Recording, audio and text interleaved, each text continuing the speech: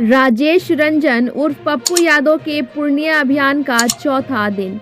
पूर्णिया अभियान के चौथे दिन जन अधिकार पार्टी के राष्ट्रीय अध्यक्ष सह पूर्व सांसद राजेश रंजन उर्फ पप्पू यादव ने पूर्णिया लोकसभा क्षेत्र के कोढ़ा प्रखंड अंतर्गत मूसापुर, महेशपुर, भटवारा, खेरिया, बिशनपुर और रामपुर पंचायत में घर घर जाकर लोगों से मुलाकात की और आशीर्वाद दिया।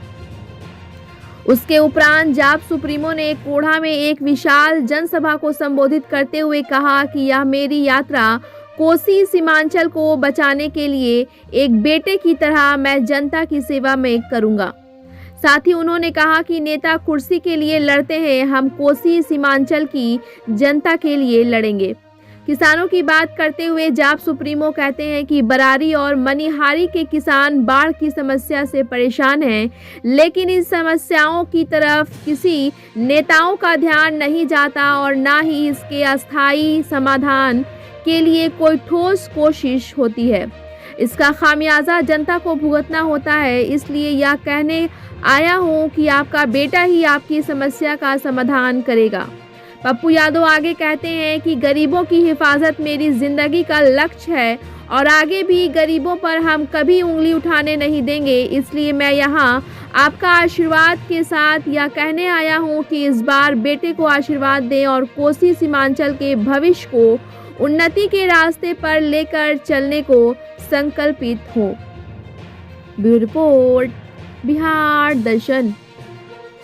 ताकि मैं दुनिया के गरीबों का आंसू पोंछ पाऊं, ताकि मैं दुनिया की इज्जत कर पाऊं, ताकि मैं हर धर्म मजहब के विचारों की इज्जत कर पाऊं, ताकि मैं हर इंसान की इज्जत कर पाऊं भगवान की तरह।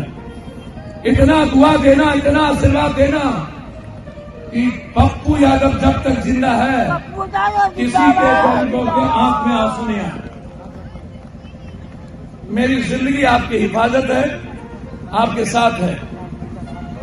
आप पर उंगली उठने वाले का हम हाथ काट लें, लेकिन किसी गरीब पर हम उंगली नहीं उठेंगे। वो कोई जात हो, मुझे जात का पता नहीं है, मुझे हिंदू मुसलमान का पता नहीं है, मैं सिर्फ इंसान हूं। मैं बिहारी नहीं हूं, मैं भारतीय इंडियन खाली नहीं हूं, मैं इंसान भी हूं। और एक इंसान दूसरों को भगवान मानता, दूसरों की इज्जत करता, दूसरों का पैर छूता। इसलिए जितनी मदद मैं कर सकता हूं, आप घर में रहना। आपको कोई आके तंग कर लिया, कभी कोई थानेदार, सीओ, वीडियो, डीएम और एसपी आपसे पैसा मांग लिया 3 महीने के अंदर, तो समझना पप्पू यादव बिहार छोड़ना।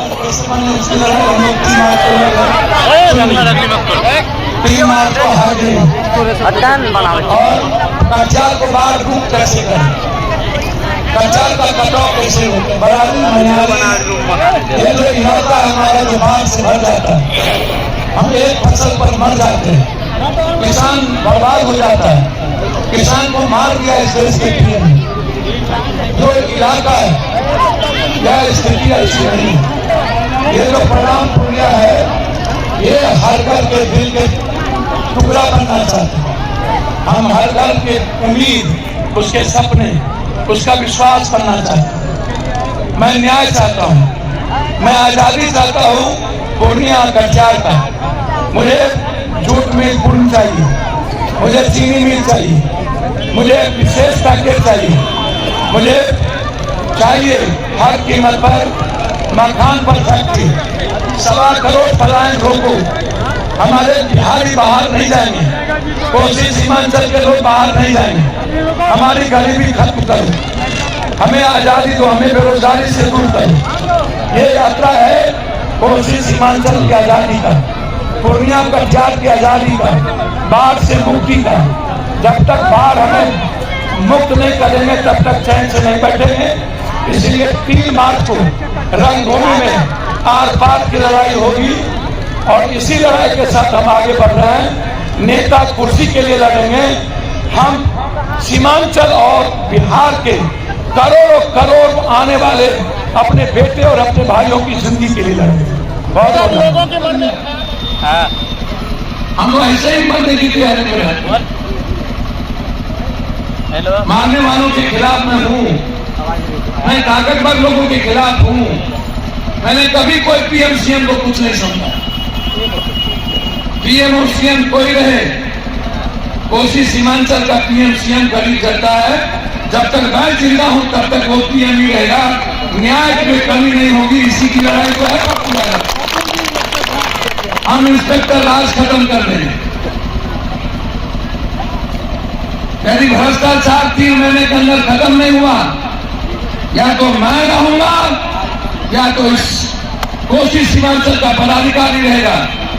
महाभारत क्या होगा? जो महाभारत हुआ होगा तब हुआ होगा। जो पप्पू यादव लड़ता है वो महाभारत से बड़ी लड़ाई है। हम छोड़ेंगे नहीं किसी को। कि डॉक्टर का माफियागिरी, जहां जाओ वहां तुरंत में 1 लाख का बिल, जहां जाओ 40,000 का बिल, जहां जाओ मार दो। बीमारी कोई कालाजार का दवाई खिला दो, कालाजार बना के मार दो, छोड़ेंगे नहीं।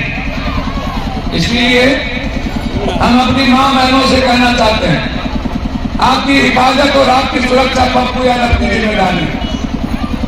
हम अपनी एक भी बेटी और मां को आज तक कमजोर होने नहीं दिए।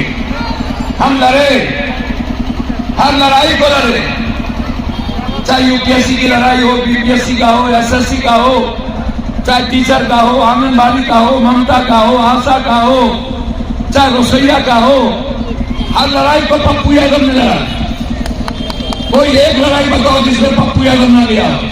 चाहे मदरसा का हो, चाहे मदरसा शिक्षक का हो, उर्दू शिक्षक का हो, टंडन का हो, चाहे दिल्ली में हो, चाहे दिल्ली में हम पर गोली चली हो। आज बिहार की दुर्गति क्यों हुई? हम बंटवारा नहीं चाहते। हमने अडवाणी के हाथ से बीच छीन लिया। क्यों आज बिहार की स्थिति? क्यों आज बिहार में 80% लोगों के पास 1 बीघा से नीचे लगी? क्यों आज 7% भी दिया नहीं किया? क्या कारण है कि 99% लोगों के हाथ में लैपटॉप और कंप्यूटर नहीं?